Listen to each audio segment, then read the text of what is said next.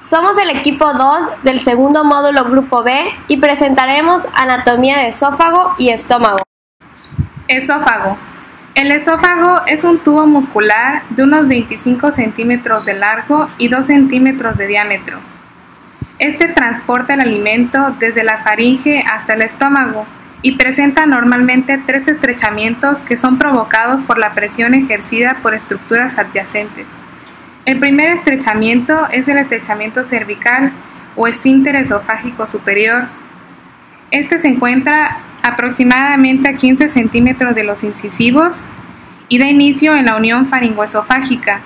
Es provocada por el músculo cricofaringio. El segundo estrechamiento es el estrechamiento torácico o broncoaórtico.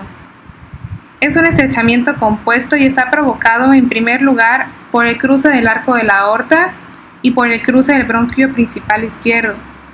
Este está a 22.5 centímetros de los incisivos. El tercer estrechamiento es el estrechamiento frénico o diafragmático, donde pasa a través del hiato esofágico del diafragma y está aproximadamente a 40 centímetros de los incisivos. No hay que olvidar que el esófago sigue la curvatura de la columna vertebral a medida que desciende a través del cuello y el mediastino. También va a poseer una capa muscular circular interna y otra longitudinal externa.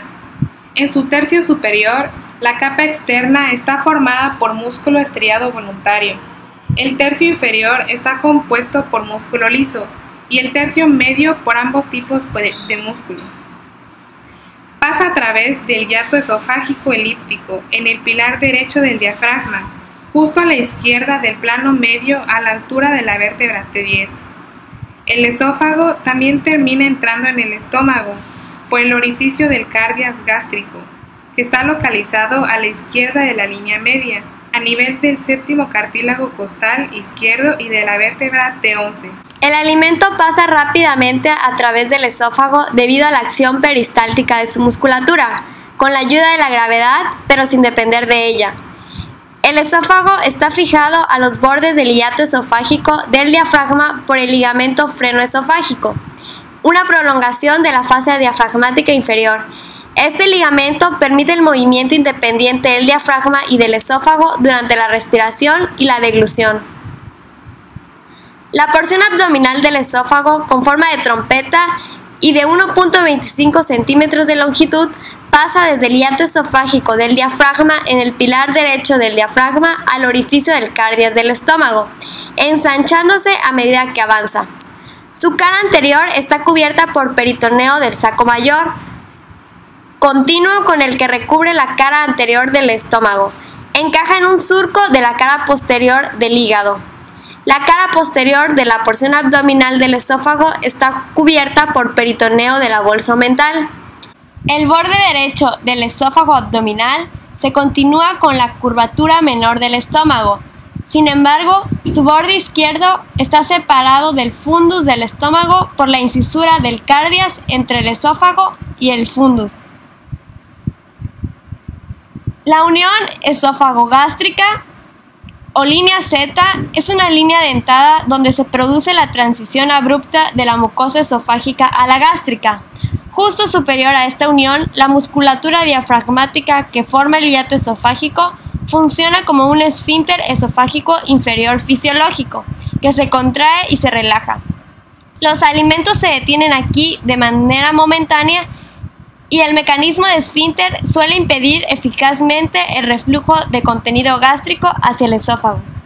La irrigación arterial de la porción abdominal del esófago procede de la arteria gástrica izquierda, una rama del tronco celíaco, y de la arteria frénica inferior izquierda. El drenaje venoso de las venas submucosas de esta porción del esófago se dirige al sistema de la vena porta a través de la vena gástrica izquierda y al sistema venoso sistémico a través de las venas esofágicas que desembocan en la vena ácido. El drenaje linfático de la porción abdominal del esófago es hacia los nódulos linfáticos gástricos izquierdos. Los vasos linfáticos aferentes de dichos nódulos drenan principalmente en los nódulos linfáticos celíacos. El esófago está inervado por el plexo esofágico, formado por los troncos vagales y los troncos simpáticos torácicos, a través de los nervios esplácnicos mayores y los plexos periarteriales que rodean la arteria gástrica izquierda y la arteria frénica inferior izquierda. Estómago. El tamaño, la forma y la posición del estómago pueden variar mucho entre las personas con distintos hábitos corporales. En posición supina, el estómago suele encontrarse en los cuadrantes superiores derecho e izquierdo, o en las regiones epigástrica, umbilical y del hipocondrio y flanco izquierdo. En posición erecta, el estómago se mueve hacia abajo. En los individuos asténicos, el cuerpo del estómago puede extenderse hasta la pelvis. El estómago tiene 4 porciones: el cardias, el fundus, el cuerpo y la porción pilórica. El cardias es la porción que rodea el orificio del cardias, la abertura superior o entrada del estómago.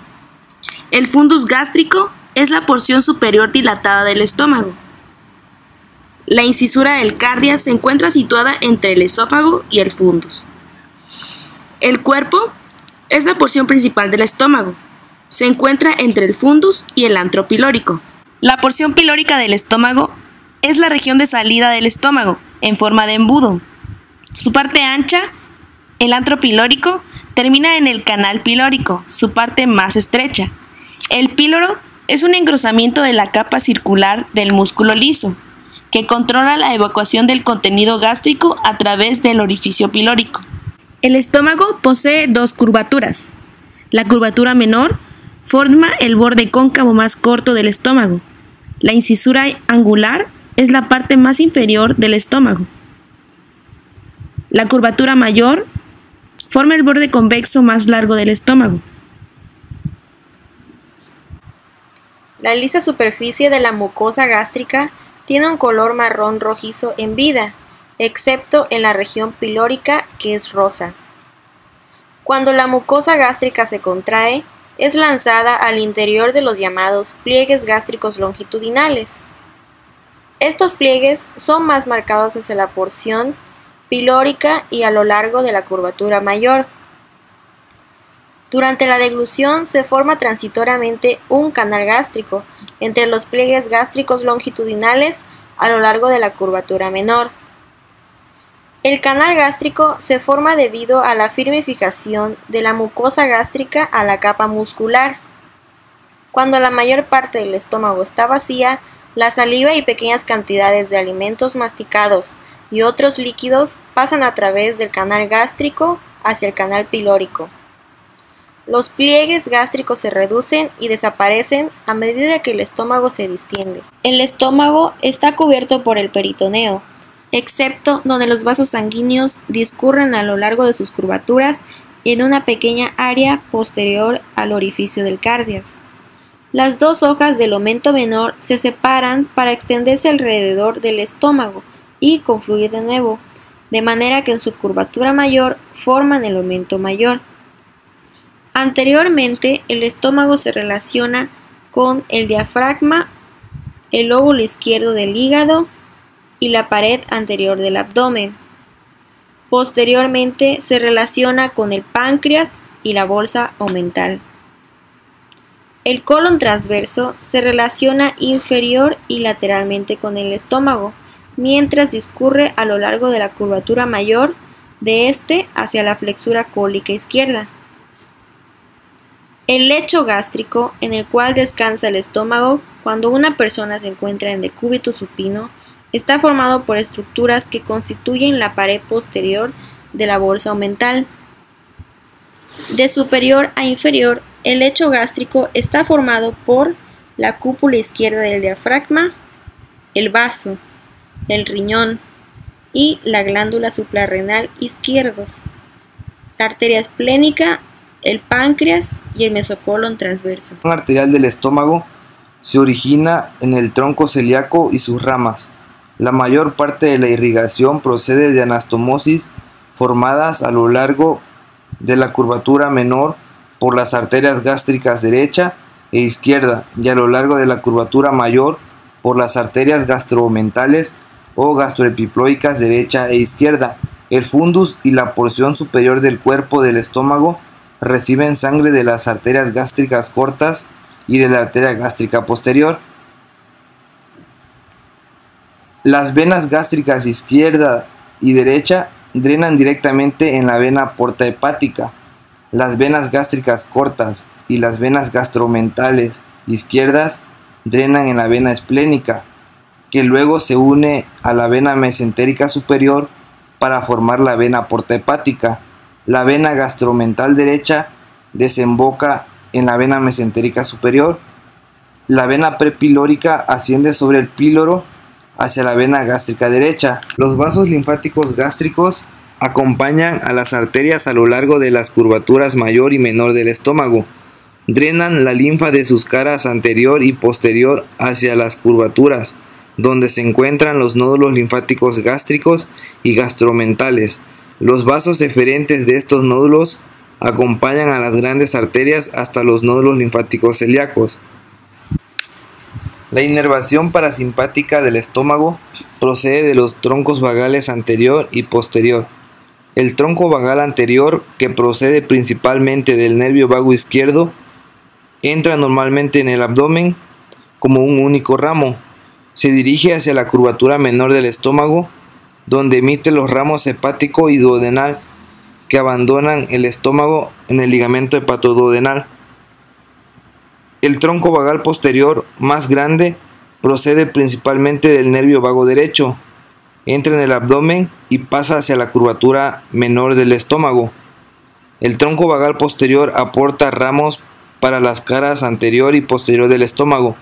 Emite un ramo celíaco que alcanza el plexo celíaco y luego continúa a lo largo de la curvatura menor.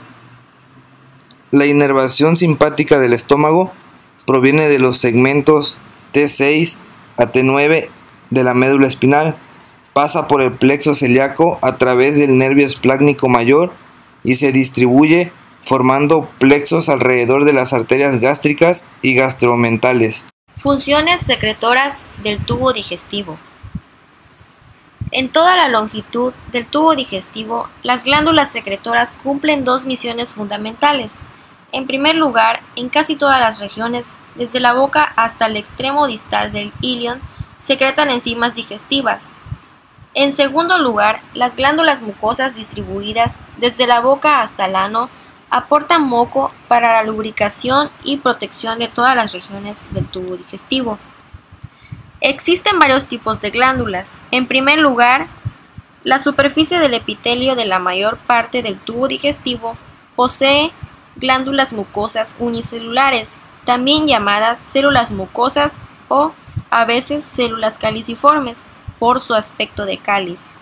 Responden sobre todo a la irritación local del epitelio y expulsan su moco hacia la superficie epitelial para que actúe como lubricante protector contra la escoriación y digestión.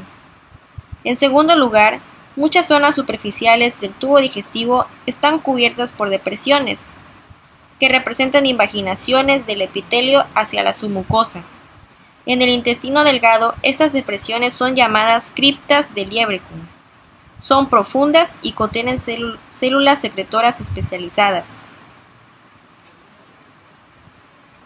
En tercer lugar, el estómago y la parte proximal del duodeno posee glándulas tubulares profundas.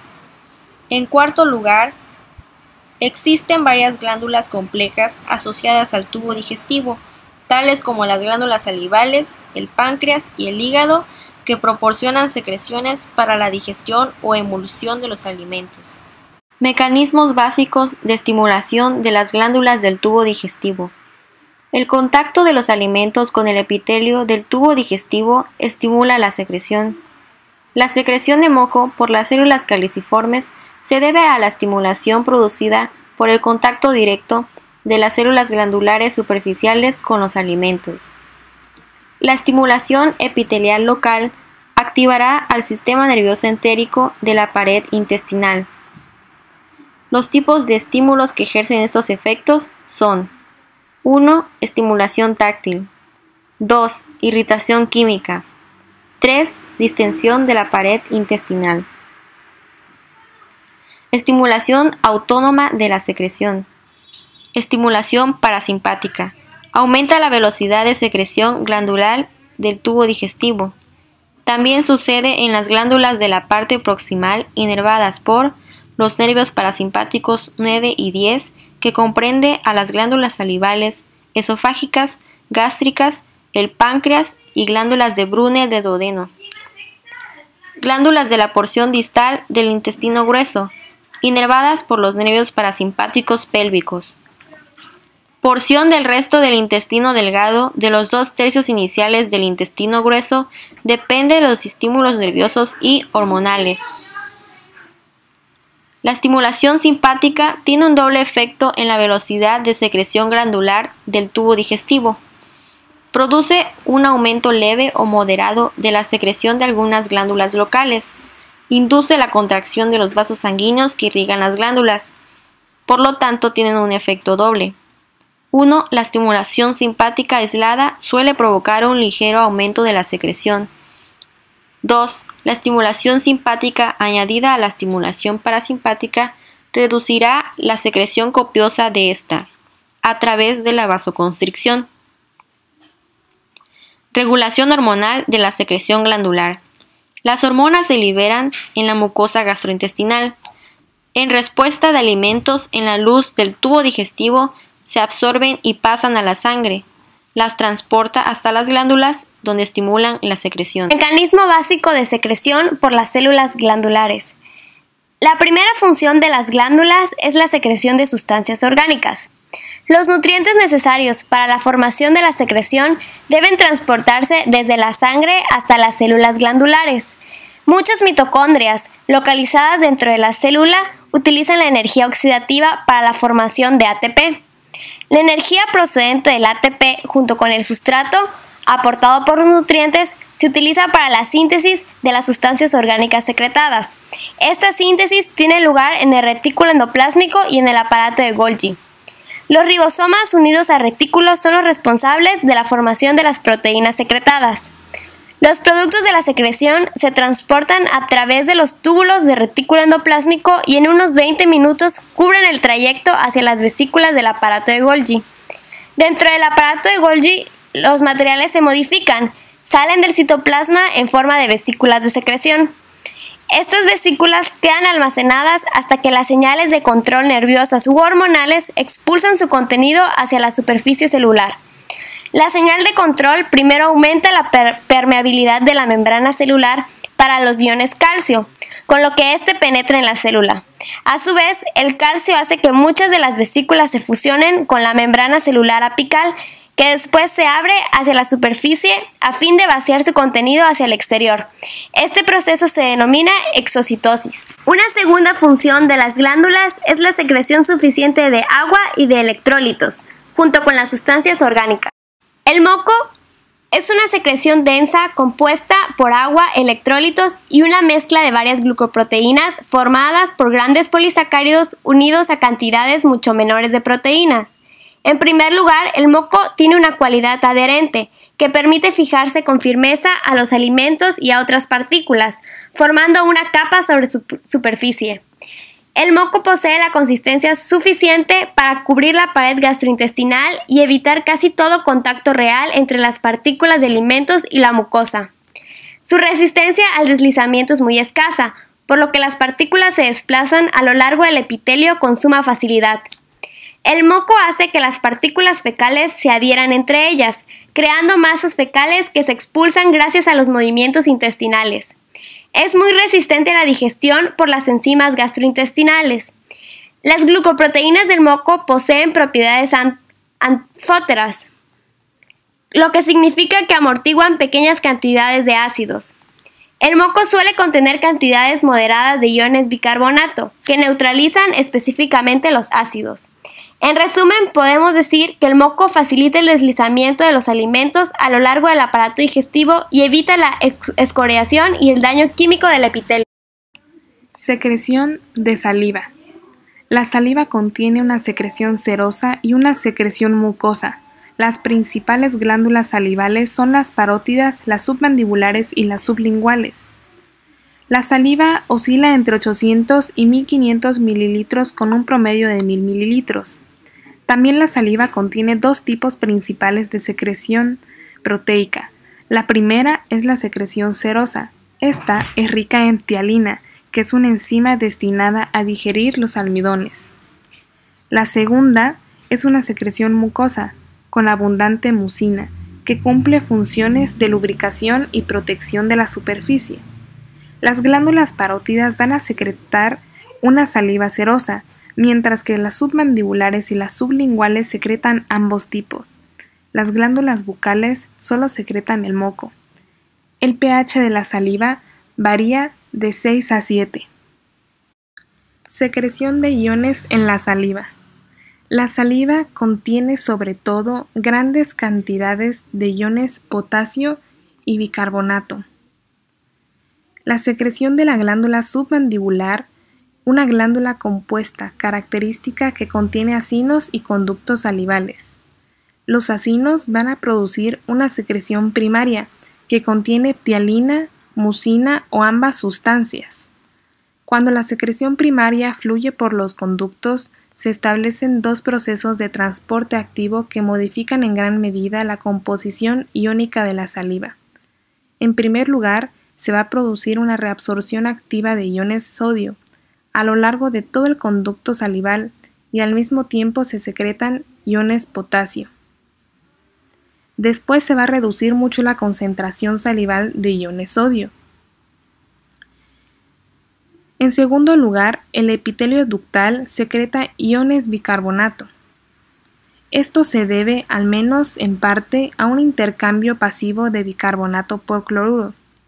Regulación nerviosa de la secreción salival. Las glándulas salivales están controladas sobre todo por señales nerviosas parasimpáticas, procedentes de los núcleos salivales superior e inferior del tronco del encéfalo. Los núcleos salivales se van a encontrar situados aproximadamente en la unión entre el bulbo y la protuberancia. Muchos estímulos gustativos, especialmente los amargos, van a desencadenar una copiosa secreción de saliva, a veces hasta de 8 a 20 veces superior a la basal. También los estímulos táctiles, como la presencia de objetos lisos en la boca, van a provocar una salivación notable. Las señales nerviosas que llegan a los núcleos salivales desde los centros superiores del sistema nervioso central también pueden estimular o inhibir la salivación. El área del apetito del encéfalo, que regula en parte estos efectos, se encuentra en la proximidad de los centros parasimpáticos del hipotálamo anterior y en la gran medida responde a las señales procedentes de las áreas del gusto y el olfato de la corteza cerebral y de la amígdala. La estimulación simpática también puede incrementar la salivación en cantidad moderada, aunque mucho menos de lo que hace la parasimpática. Los nervios simpáticos se originan en los ganglios cervicales superiores, desde donde viajan hasta las glándulas salivales, acompañando a los vasos sanguíneos. Un segundo factor que también influye en la secreción es el aporte sanguíneo de las glándulas. Esta secreción requiere siempre una nutrición adecuada a través de la sangre.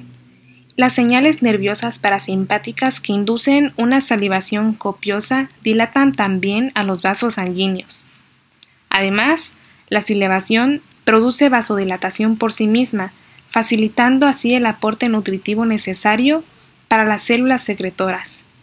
Parte de este efecto vasodilatador adicional se debe a la calicreína, secretada por las células salivales activadas, que actúan como una enzima escindiendo una de las proteínas sanguíneas, dando lugar a la bradicidina, sustancia intensamente vasodilatadora. Características de las secreciones gástricas. Además de las células mucosecretoras que revisten la totalidad de la superficie del estómago, la mucosa gástrica posee dos tipos de glándulas tubulares importantes: las oxínticas o gástricas y las pilóricas. Las glándulas oxínticas secretan ácido clorhídrico, pepsinógeno, factor intrínseco y moco. Las glándulas pilóricas secretan sobre todo moco para la protección de la mucosa pilórica frente al ácido gástrico y también producen la hormona gastrina. Las glándulas oxínticas se encuentran en las superficies interiores del cuerpo y fondo gástrico y constituyen alrededor del 80% del conjunto de las glándulas del estómago. Las glándulas pilóricas se localizan en el antro gástrico, en el 20% distal del estómago. Secreciones de las glándulas oxínticas o también llamadas gástricas. Una glándula oxíntica típica del estómago está formada por 3 tipos de células.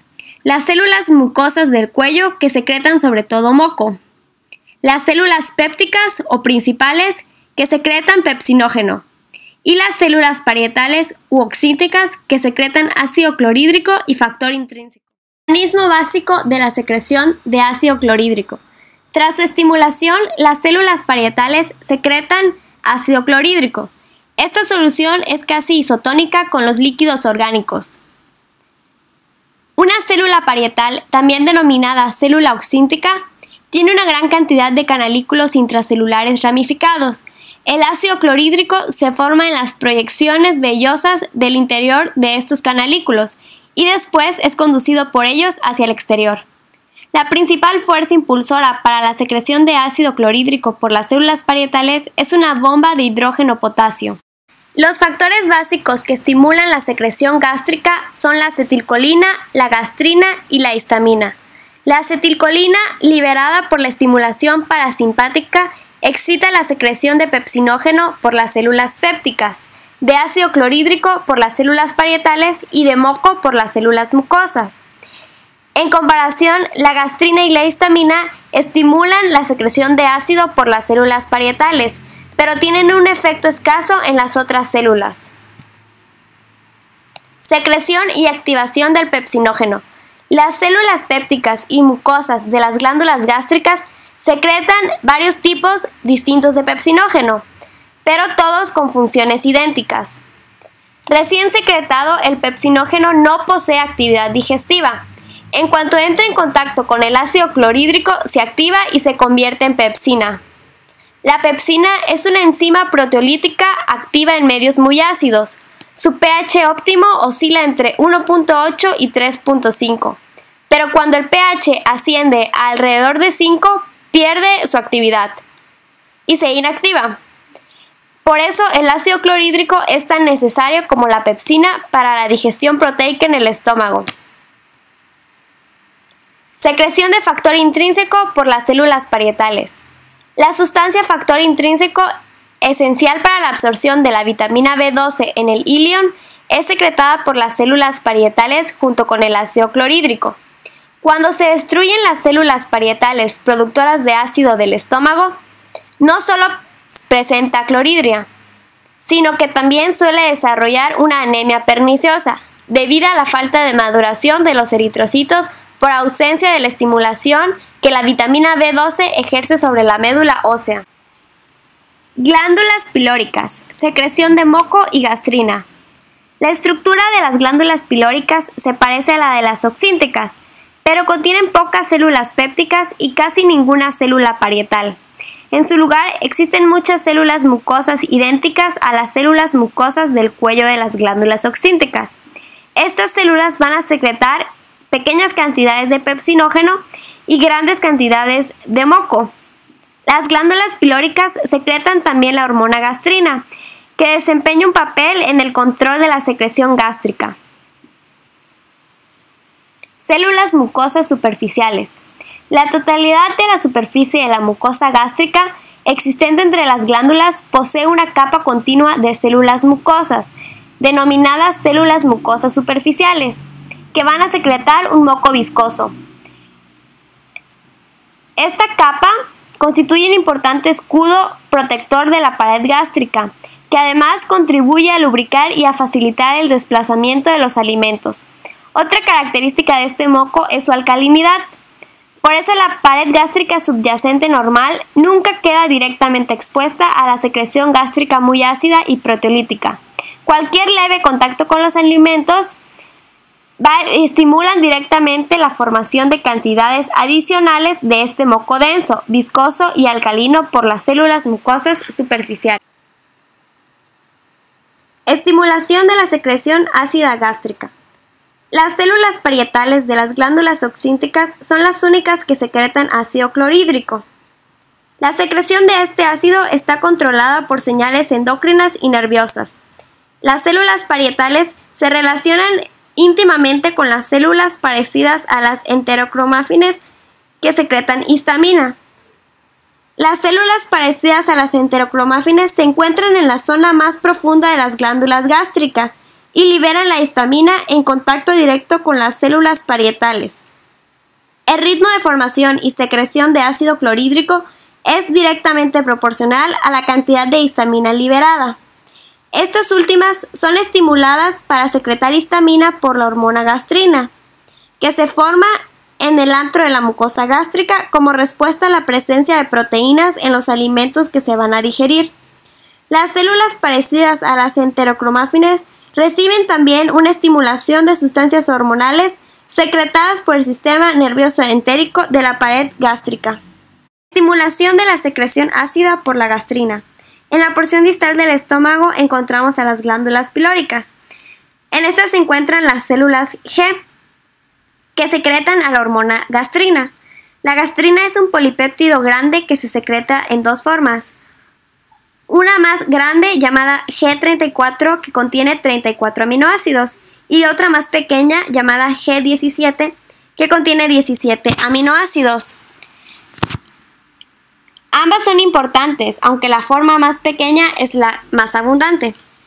Cuando la carne u otros alimentos que contienen proteínas llegan al antro gástrico, algunas de estas proteínas van a tener un efecto directo en las células G, las cuales van a liberar gastrina en la sangre. Esta gastrina va a ser transportada hacia las células enterocromáfines para que liberen histamina. La histamina estimula rápidamente la secreción de ácido clorhídrico. Regulación de la secreción de pepsinógeno. La regulación de la secreción de pepsinógeno se produce como respuesta a dos tipos principales de señales: la estimulación de las células pépticas por acetilcolina liberada desde los nervios vagos o por el plexo nervioso entérico del estómago, y la estimulación de la secreción péptica en respuesta al ácido gástrico. La velocidad de secreción de pepsinógeno, responsable de la digestión de las proteínas, depende en gran medida de la cantidad de ácido presente en el estómago. Fases de la secreción gástrica. La secreción gástrica sucede en tres fases: una fase cefálica, una gástrica y una intestinal. La fase cefálica tiene lugar antes incluso de la entrada de los alimentos en el estómago, sobre todo al empezar a ingerirlos. Se debe a la visión, el olor, el tacto o el gusto de los alimentos. Las señales nerviosas pueden originarse en la corteza cerebral o en los centros del apetito de la amígdala o del hipotálamo y se transmiten desde los núcleos motores dorsales de los nervios vagos y después a través de estos nervios al estómago. Esta fase aporta el 30% de la secreción gástrica asociada a la ingestión de una comida. Fase gástrica.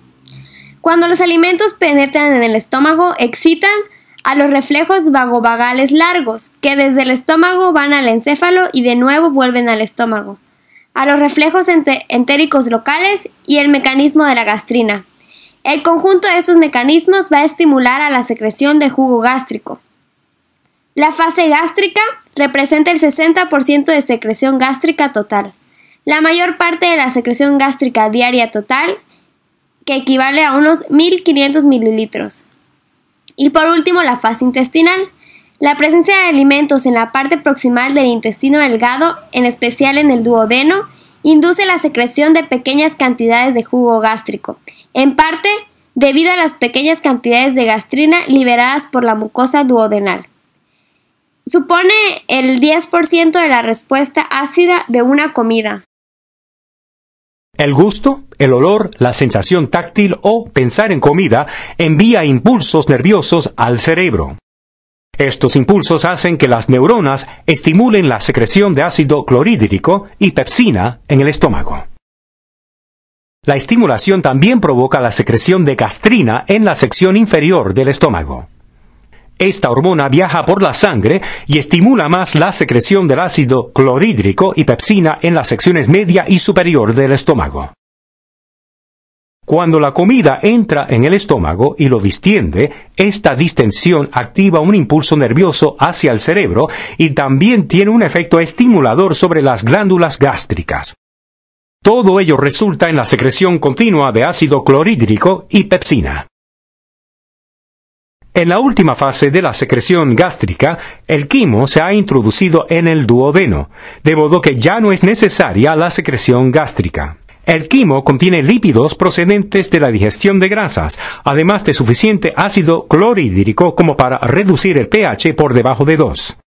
Los lípidos y el pH reducido inhiben la secreción gástrica mediante 3 acciones simultáneas. Primero, provocan que los impulsos vayan al cerebro para reducir la estimulación de las glándulas gástricas. En segundo lugar, establecen reflejos locales a través de neuronas presentes en la pared intestinal que reducen la secreción gástrica. En tercer lugar, causan la liberación de hormonas locales, incluida la secretina, que viajan a través de la circulación a las glándulas gástricas e inhiben su secreción. El páncreas es una glándula compuesta, cuyos acinos pancreáticos secretan enzimas digestivas pancreáticas, y sus conductos, tanto los pequeños como los de mayor calibre, liberan grandes cantidades de bicarbonato sódico. La secreción de jugo pancreático aumenta como respuesta a la presencia de quimo en las porciones altas del intestino delgado, mientras que sus características dependen, hasta cierto punto, de los tipos de alimentos que integran ese quimo. El páncreas también secreta insulina, pero el tejido pancreático que lo hace no es el mismo que secreta el jugo pancreático intestinal. La insulina se secreta directamente hacia la sangre, no al intestino. La secreción pancreática contiene múltiples enzimas destinadas a la digestión de las 3 clases principales de alimentos: proteínas, hidratos de carbono y grasas. Las enzimas proteolíticas más importantes del páncreas son la tripsina, la quimotripsina y la carboxipolipeptidasa. La más abundante de todas ellas es la tripsina. Esta y la quimotripsina degradan las proteínas completas o ya parcialmente digeridas a péptidos de diversos tamaños.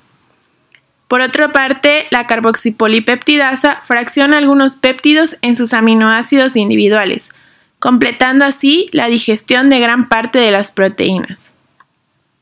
La enzima pancreática que digiere los hidratos de carbono es la amilasa pancreática, que hidroliza los almidones, el glucógeno y la mayor parte de los hidratos de carbono restantes hasta formar disacáridos y algunos trisacáridos.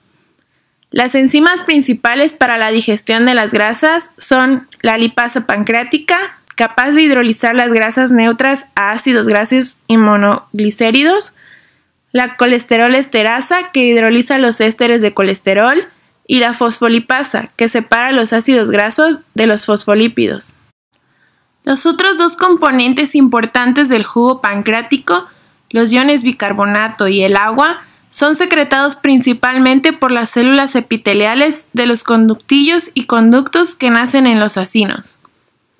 El anhídrido carbónico difunde desde la sangre hacia el interior de la célula, donde se combina con el agua bajo la influencia de la anhidrasa carbónica, produciendo así ácido carbónico. Este a su vez se disocia en iones bicarbonato e hidrógeno. Los primeros son transportados activamente junto con los iones sodio a través del borde luminal de la célula y pasan a la luz del conducto. Los iones hidrógeno formados se intercambian por iones sodio a través del borde sanguíneo de la célula, mediante un proceso secundario de transporte activo, el cual aporta los iones sodio que son transportados de forma activa a través del borde luminal hacia el conducto pancreático, con el fin de facilitar la neutralidad eléctrica de los iones bicarbonato secretados. El movimiento global de los iones sodio y bicarbonato genera un gradiente de presión osmótica que se traduce en el paso de agua hacia el conducto pancreático. Existen 3 estímulos básicos para la secreción pancreática: la acetilcolina, la colecistocinina y la secretina. Las dos primeras sustancias, acetilcolina y colecistocinina, estimulan a las células acinares del páncreas y favorecen la producción de grandes cantidades de enzimas pancreáticas digestivas, con adiciones relativamente escasas de líquido asociado. La secretina, al contrario, estimula sobre todo la secreción de grandes cantidades de solución acuosa de bicarbonato sódico por el epitelio pancreático ductal. Cuando todos los estímulos de la secreción pancreática actúan al mismo tiempo, la secreción total es mucho mayor. Por tanto, se dice que los diversos estímulos se multiplican o potencian entre sí. La secreción pancreática sucede en 3 fases, las mismas que las de la secreción gástrica: una fase cefálica, una fase gástrica y una fase intestinal. Durante la fase cefálica de la secreción pancreática, las mismas señales nerviosas de origen encefálico que producen la secreción gástrica estimulan la liberación de acetilcolina. Ello se traduce en la secreción de cantidades moderadas de enzimas hacia los acinos pancreáticos, que aportan alrededor del 20% de la secreción total de enzimas pancreáticas después de una comida. Durante la fase gástrica, la estimulación nerviosa de la secreción pancreática continúa y se añade otro 5 a 10% de enzimas pancreáticas secretadas después de una comida.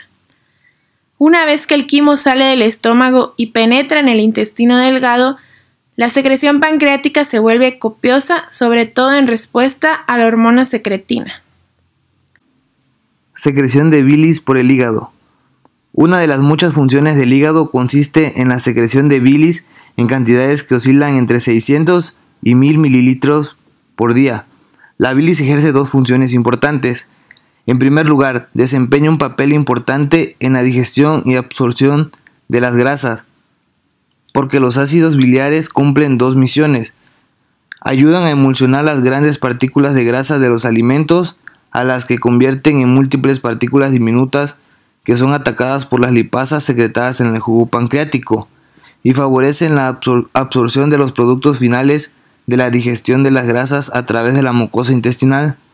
En segundo lugar, la bilis sirve como medio para la excreción de varios productos de desecho importantes procedentes de la sangre, entre los que se encuentran la bilirrubina. El hígado secreta la bilis en 2 fases. Los hepatocitos secretan la porción inicial, que contiene grandes cantidades de ácidos biliares, colesterol y otros componentes orgánicos. Esta bilis pasa a los diminutos canalículos biliares situados entre los hepatocitos. La bilis fluye por los canalículos hacia los tabiques interlobulillares, donde los canalículos desembocan en los conductos biliares terminales. Estos se unen en conductos progresivamente mayores hasta que acaban en el conducto hepático y el colédoco. Desde este, la bilis se vierte directamente al duodeno o es derivada hacia la vesícula biliar a través del conducto cístico. A lo largo de los conductos biliares se va añadiendo a la bilis inicial una segunda porción de secreción constituida por una solución acuosa de iones sodio y bicarbonato secretados por las células epiteliales secretoras que revisten los conductillos y conductos. Esta segunda secreción duplica a veces la cantidad total de bilis y está estimulada especialmente por la secretina, promotora de la liberación adicional de iones bicarbonato. La mayor parte de la bilis se almacena en la vesícula biliar hasta que el duodeno la necesita. La capacidad máxima de la vesícula biliar es de solo 30 a 60 mililitros. No obstante, la cantidad de bilis que se puede almacenarse en ella equivale a la producida durante 12 horas, porque la mucosa vesicular absorbe continuamente agua, sodio, cloruro y casi todos los demás electrolitos pequeños e incrementa la concentración de otros componentes como las sales biliares, el colesterol, la lecitina o la bilirrubina. En la siguiente tabla se presenta la composición de la bilis en el momento de su secreción por el hígado y tras su concentración en la vesícula biliar. El estímulo más potente para las contracciones vesiculares es la hormona colecistocinina. El estímulo para la secreción de la colecistocinina desde las células de la mucosa duodenal hacia la sangre es la entrada de alimentos grasos en el duodeno. Las fibras nerviosas secretoras de acetilcolina también estimulan, aunque en menor medida, a la vesícula. En resumen, la vesícula biliar expulsa hacia el duodeno la bilis concentrada por efecto de la colecistocinina, que se libera principalmente en respuesta a la presencia de alimentos grasos. Función de las sales biliares en la digestión y absorción de las grasas. Las células hepáticas sintetizan alrededor de 6 gramos de sales biliares al día. El precursor de estas sales es el colesterol, procedente de la dieta o sintetizado por los hepatocitos durante el metabolismo de las grasas. El colesterol se convierte primero en ácido cólico o ácido quenodesoxicólico en cantidades casi iguales. Estos ácidos se combinan a su vez sobre todo con la glicina y en menor medida con la taurina y forman los ácidos biliares gluco y tauro conjugados. Las sales biliares ejercen dos efectos importantes en el tubo digestivo. En primer lugar, tienen una acción detergente para las partículas de grasa de los alimentos. Esta es la llamada función emulsificadora o detergente de las sales biliares. En segundo lugar, e incluso más importante que la anterior, las sales biliares ayudan a la absorción de los ácidos grasos, los monoglicéridos, el colesterol y otros lípidos en el aparato digestivo. Para ello forman complejos físicos diminutos llamados micelas con los lípidos que, debido a la carga eléctrica aportada para las sales biliares, son semisolubles en el quimo. Los lípidos intestinales son transportados de esta manera a la mucosa para su posterior absorción hacia la sangre. Secreciones del intestino delgado. La secreción de moco está dada por las glándulas de Brunner en el duodeno. Estas glándulas se encuentran en la pared de los primeros centímetros del duodeno, especialmente entre el píloro gástrico y la ampolla de váter. Estas secretan un moco alcalino que protege a la pared duodenal frente a la digestión por el jugo gástrico. Estas glándulas secretan una gran cantidad de moco alcalino en respuesta a estímulos táctiles o irritantes de la mucosa duodenal, estimulación vagal y las hormonas gastrointestinales, en especial la secretina. La estimulación simpática inhibe a las glándulas de Brunner. La secreción de jugos digestivos intestinales está dada por las criptas de Lieberkühn. Estas son pequeñas depresiones entre las vellosidades intestinales, cubiertas por un epitelio formado por dos tipos de células. Un número moderado de células caliciformes secretoras de un moco que lubrica y protege la superficie intestinal y un gran número de enterocitos, que en estas criptas secretan grandes cantidades de agua y electrolitos. Los enterocitos de la mucosa poseen enzimas digestivas que digieren sustancias alimenticias específicas, mientras las absorben a través del epitelio. Estas enzimas son peptidasas, que fraccionan los pequeños péptidos en aminoácidos. 4 enzimas que descomponen los disacáridos en monosacáridos, que son la sacarasa, maltasa, isomaltasa y lactasa, y pequeñas cantidades de lipasa intestinal, que asciende las grasas neutras en glicerol y ácidos grasos. El moco protege a la pared frente a las excoriaciones. Proporciona un medio adherente que mantiene unida a la materia fecal y protege a la pared intestinal de la gran actividad bacteriana y su alcalinidad. La secreción de moco está regulada sobre todo por la estimulación táctil directa de las células mucosas de la superficie interna del intestino grueso y por los reflejos nerviosos locales que se originan en las células mucosas de las criptas de Lieberkühn. La estimulación de los nervios pélvicos de la médula espinal que transportan la inervación parasimpática al espacio comprendido por la mitad a las 2/3 partes distales del intestino grueso produce un aumento notable en la secreción de moco, que se combina con un incremento del peristaltismo cólico. El sistema digestivo está formado por los diferentes órganos que realizan el proceso de la digestión. Estos forman un circuito de unos 11 metros de longitud que son recorridos por los alimentos en cada comida. La digestión consiste en la disgregación del alimento en sustancias fácilmente asimilables por el organismo. La digestión comienza en la boca con el proceso mecánico de la masticación. Este proceso es complementado por la acción química de la saliva. Cada día se produce en nuestra boca entre 1 litro y litro y medio de saliva. Bueno, también depende del individuo.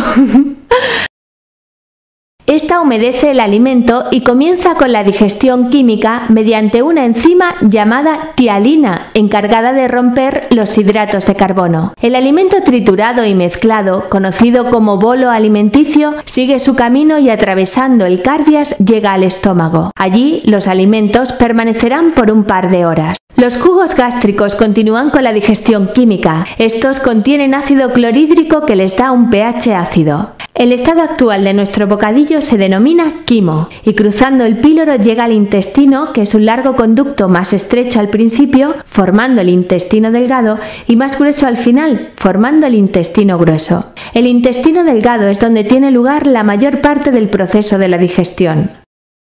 Se divide en 3 zonas: duodeno, yeyuno e íleon, y tiene sus paredes recubiertas de millones de pequeños tentáculos que hacen que un tubo de unos 6,5 metros multiplique su superficie de absorción, llegando a alcanzar la superficie de un campo de tenis.